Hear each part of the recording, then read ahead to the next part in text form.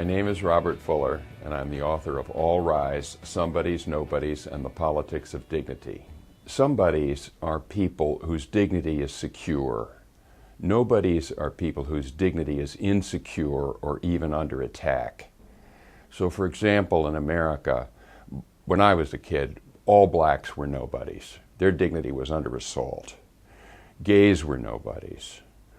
Women, people with disabilities, old people, they were groups of nobodies, and it was legitimate to demean them. And then things changed in the 60s and 70s, and we ceased to feel it was okay to make fun of people according to the group they were in.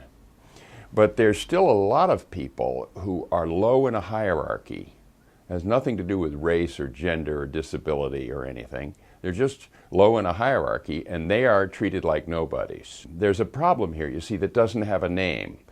There was a problem among women that didn't have a name in the 60s, and the women's movement gave it a name. They called it sexism.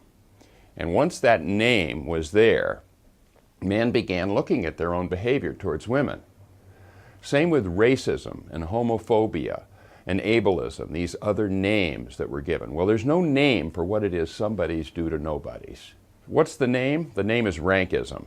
It speaks for itself. It's analogous to racism and sexism and ageism. But it's what somebodies are free to do to nobodies. It matters because organizations that tolerate rankism are inefficient, unproductive. They don't make as much money as organizations that are dignitarian. Companies that are rankist are just like companies that used to be racist.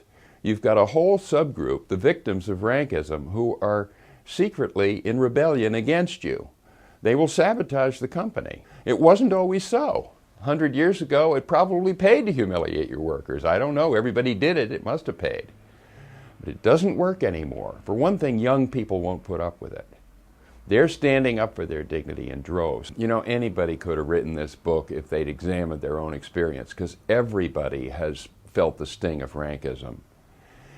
Everybody has also dished it out. It's about giving people a tool that they can use to defend themselves when they are treated in a rankist manner, or that it's a tool with which you can watch yourself, because we're not all racist or sexist, at least not anymore.